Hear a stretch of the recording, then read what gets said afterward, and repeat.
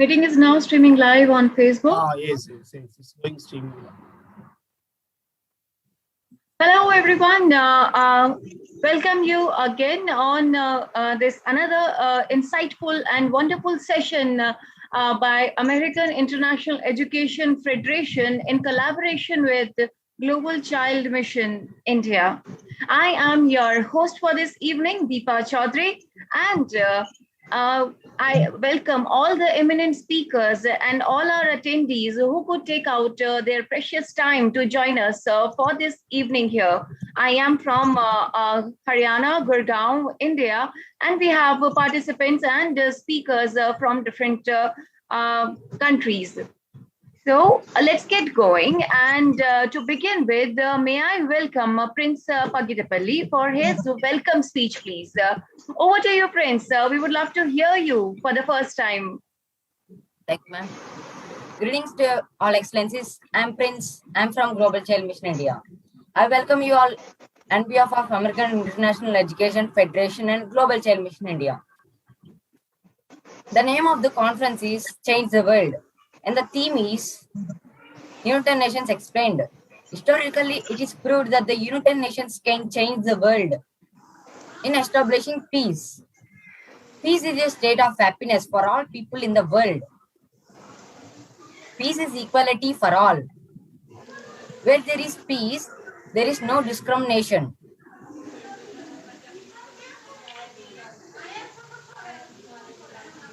Yes, Prince, keep on speaking.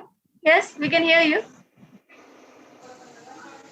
Everyone should aware of United Nations in establishing peace.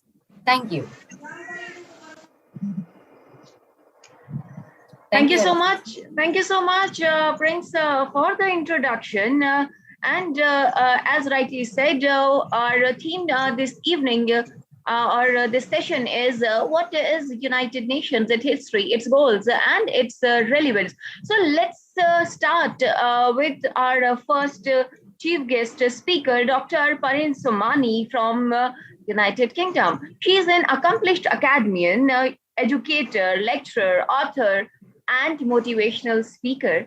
So may I give a warm welcome to Dr. Parin Somani, and let's hear it from her views on our today's theme. Over to you, please. Good morning, good afternoon, good evening. I'm sharing my PPT, so I'm just going to share that in a moment. I think you need to allow me, Deepa, to enable the screen. I can't hear you, Deepa. Let me give you the co-host, right? Just a second. Ma'am, you are the co-host now, ma'am. Please. You are the co-host. Yes, please start. Thank you.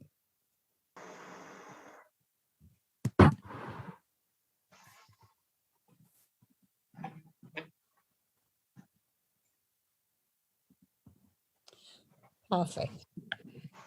So, can you all see the screen? Yes, we can see your screen, please. Perfect. So, hello once again. I would like to say a very big thank you to Deepa for a lovely and a kind introduction. And I would like to thank Dr. Raja Rao for inviting me here. It's my pleasure to be with you all and share my knowledge. I would like to thank the Global Child Mission India for inviting me here to the American International Education Federation. Change the World, United Nations Explained. I'm very excited what the UN can offer and how the UN is working for the youth. So first of all, we would look at what is UN? What is United Nations? How does it work? And regarding the structure, youth objectives and relevance in contemporary society. Now, when we are talking about, so what is UN? The question comes in our mind. We all know about it, but the thing comes up. So taken from the UN itself, they quote that the United Nations is an international organization founded in 1945. Currently made up of 193 member states, the UN and its works are guided by the purposes and the principles contained in its founding charter. It further describes that the UN seeks to evolve over time to keep up with the rapid changes in the world. Despite the change, the UN remains the epic center of the organization, an epic center of international collaboration, where every single country globally can congregate together and discuss common problems and find solutions together, which will benefit humanitarian. So, when we are looking at the UN Charter, so what is the UN Charter holds? The UN Charter holds the value of peace, justice, respect, humanitarian rights, human rights, tolerance, and solidarity. So then the question comes in our mind that how does the UN works? The UN works in a very different way than how they can bring people together.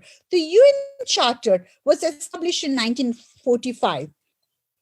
The structure comprises of 6 primary bodies referred to as organs, namely the General Secretary, 1, the Security Council, the Economic and Social Councils, the Trusteeship Council, the International Court of Justice, and the UN Secretary. So let's look at the General Assembly first, and then we will go further. It is referred for the General Secretary in the General Assembly, that representative organ of the UN. It is here that the main policies are made through careful consideration by 193 member states of UN that are presented within the General Assembly. Therefore, it is the only body in the UN that has universal representation. A full UN membership meeting is held in the General Assembly hall every year. In September, within New York, it consists of a general debates that includes many heads of states. The decision made related to the important questions like security, peace, budget. The General Assembly President is elected to serve for 1 year duration. For example, the current General Assembly President is Volkan Bozkır, has quoted the following in the relation to the COVID-19 pandemic of the current situation, that the world is facing pressing problems, including the humanitarian crisis, deadly conflicts, and devastating pandemic. COVID-19 has shown us more clearly than ever that the countries cannot address these changes on their own. Global problems require global solutions. And that is why we need to recommit to multilateralism, the General Assembly, where all the member states are equal and is uniquely situated to stir on the common grounds, on the common efforts of each and every member of the state heads.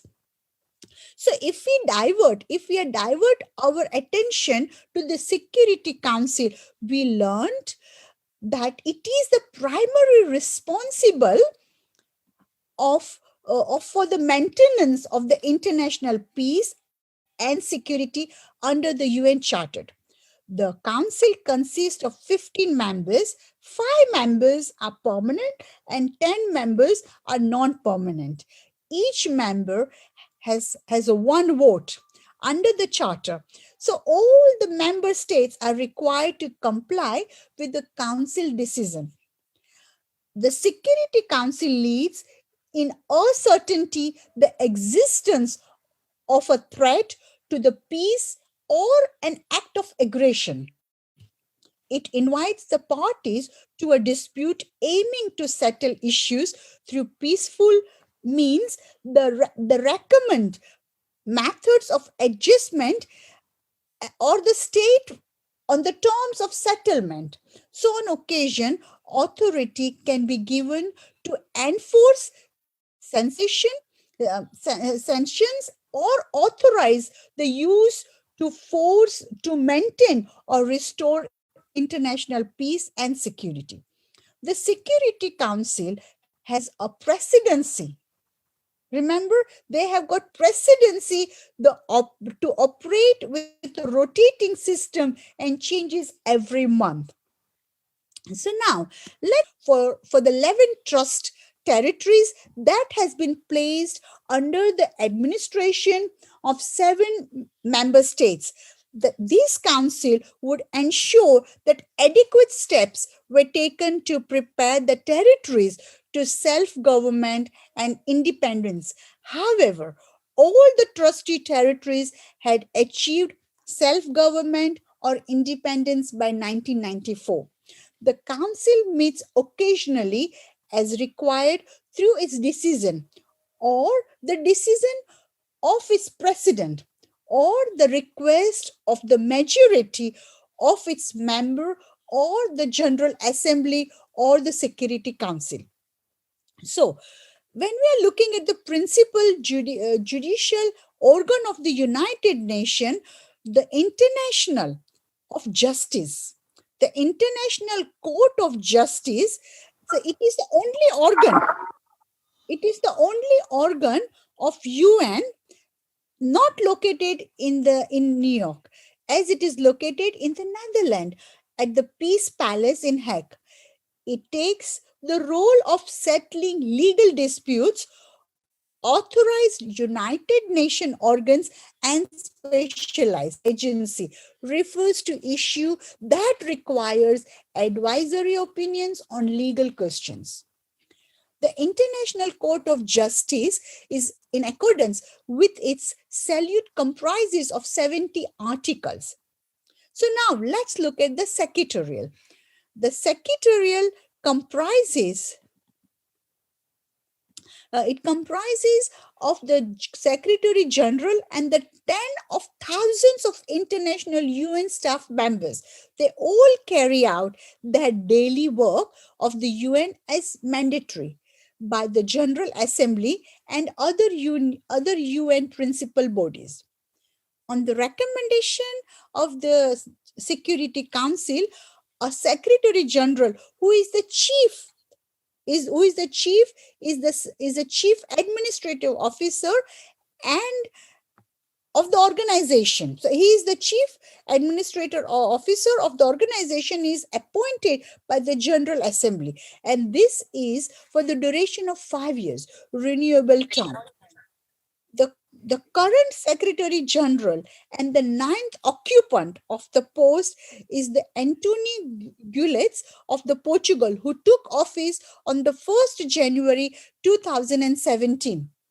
The Secretary General is perceived as a symbol of the UN's ideals and as an advocate for every individual in the world, particularly the valuable and the poor. The staff members employed to work in the UN and recruited locally and internationally. They work on the peacemaking mission globally and work in the duty stations. There are a multitude of individuals that have given their lives in the service to offer to others with the UN, because to try and bring peace in a violent world can be very dangerous. So now let's look at the youth objectives. So youth objective in the UN, they have 17. They have got 17 sustainable development goals, which includes number 1, no poverty, 0 hunger, good health. Now, I'm going to be going through without the numbers, but just count it, that no poverty was 1, count it from there, and it will be 17. 0 hunger, good health and well-being, quality education, gender equalities, clean and water sanitization, affordable and clean energy, decent work and economic growth, industry innovation and infrastructure, reduce inequalities. 11th is a sustainable cities and communities.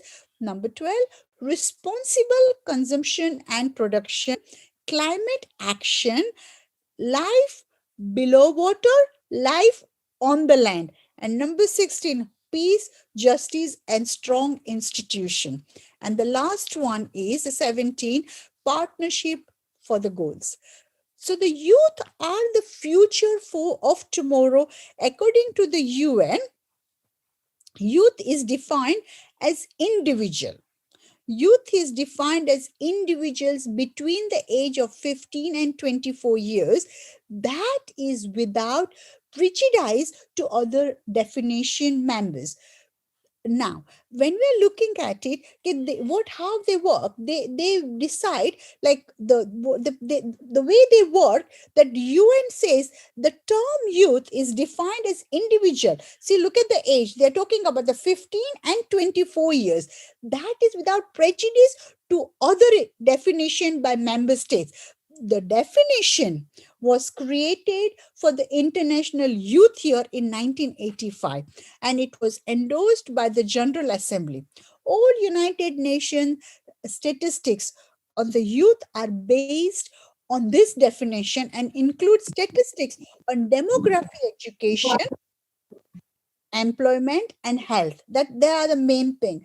It is worth noting that children includes individuals up to the age of 18. So we can use that. There is an international overlap age, as it was hoped that the convention would provide protection and rights to large age group, because there is no similar United Nations Convention on the Rights of Youth.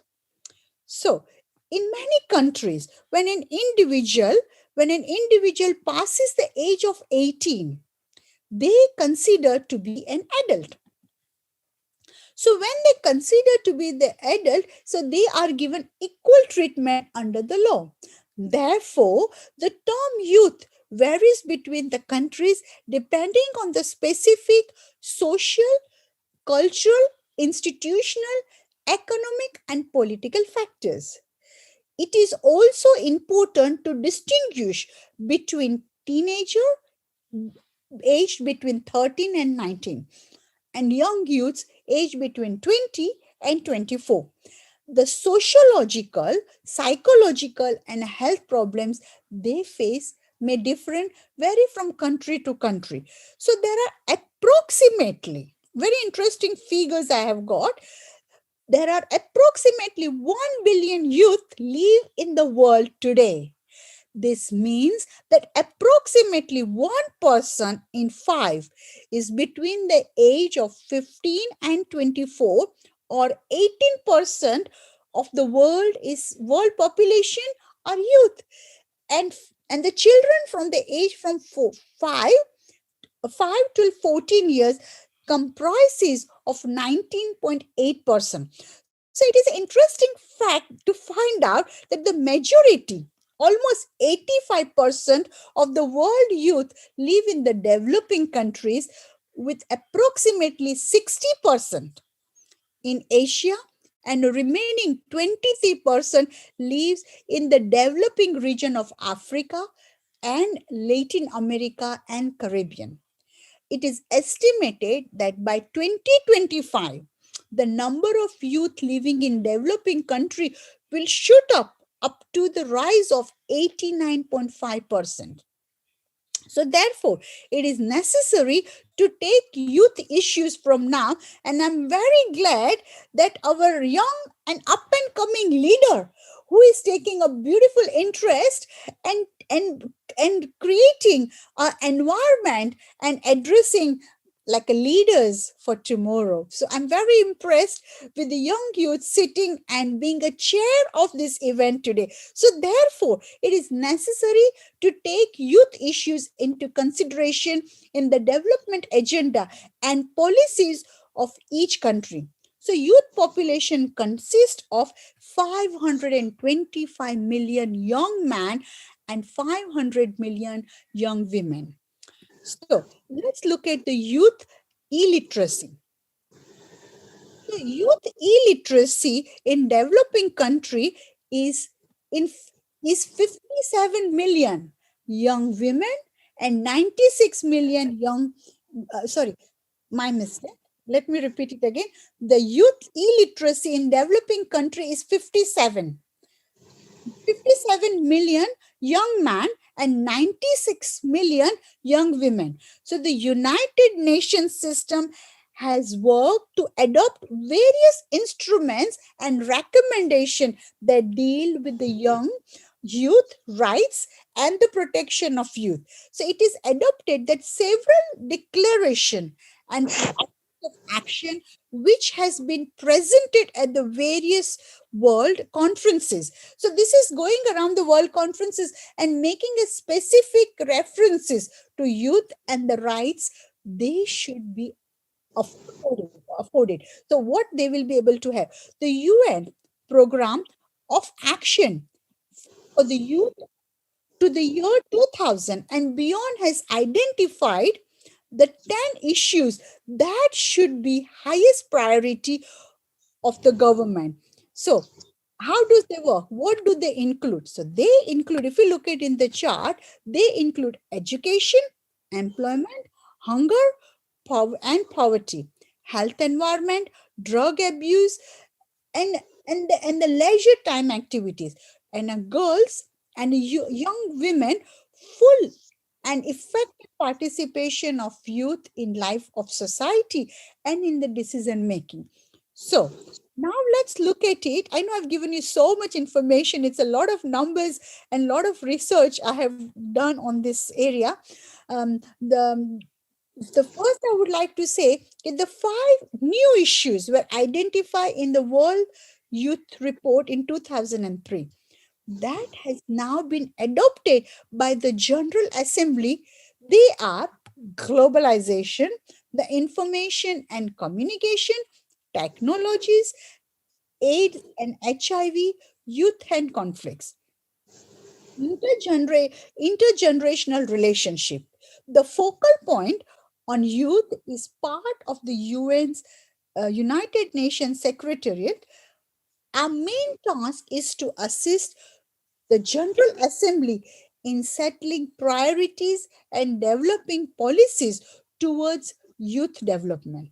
So let's look at the most recent conference the forum has gathered recently, and that was on the Economic and a Social Council. Youth Forum was held just last month on the 7th and the 8th April 2021. The forum provides a global platform for a frank dialogue between member states and the young leaders from around the world on solution to challenges affecting youth well-being. It also serves as a unique space for the young people to share their vision and actions as well, to provide youth perspectives on the implementation of this will be implementation of the 2030. So that's a plan. So the agenda and the sustainable development goals, the theme was sustainable and resilient, the recovery from the COVID-19 pandemic. That promotes the economic, social, and environmental dimension of sustainable development, buildings, and inclusive and effectiveness path. Namaskar. I am Dr. Jagat Bahadur Pathak from Nepal. Sorry, can you all of you mute yourselves apart from the speaker? Thank you. Yes, thank you. Okay, the agenda and the sustainable development goals, which were set up for 2030, the theme was sustainable and the resilient recovery from the COVID-19 pandemic that promotes the economic, social, and environmental dimension of sustainable development, building an inclusive and effective path for the achievement of 2030. The agenda and the context of the decades of the action and delivery for the sustainable development. Therefore, we can see that there is a relevance within the contemporary society. So now, what I'm going to do, I have got a couple of messages to give you. So I'm going to come off. I'm going to stop sharing, and I'm going to carry on my last message to give to the society what I would feel that yes, right now, what we are all going through the challenging situation as a result of pandemic, we have been affected economically, socially, and personally. But now our world is slowly transforming. We are evolving into a new normal society where things as we know it may not be the same again. We must embrace this change together.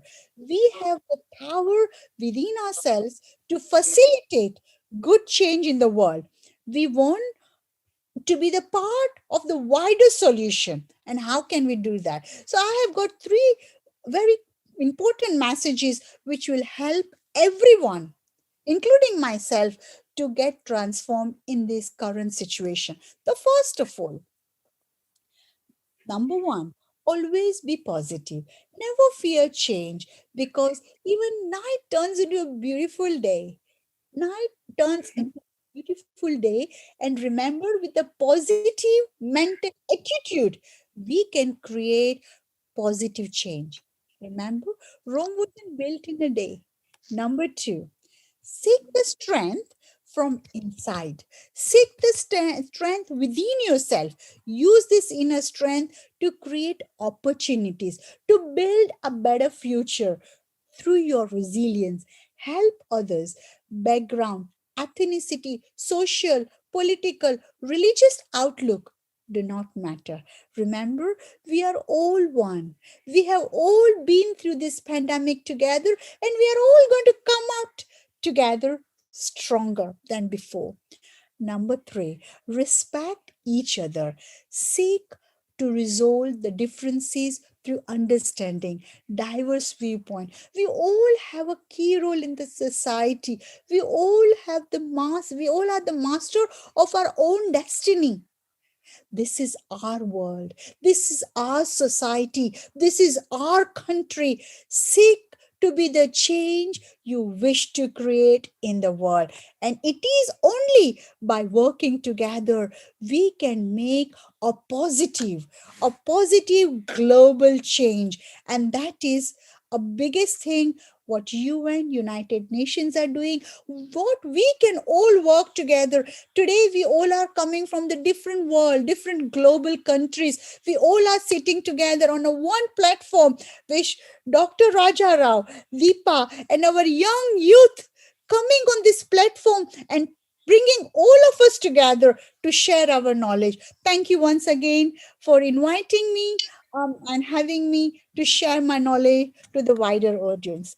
Thank you, and I wish you good luck for the future. We are indeed thankful to you, Dr. Parin Somani, for the insights and that positive thoughts conclusion that you provided us.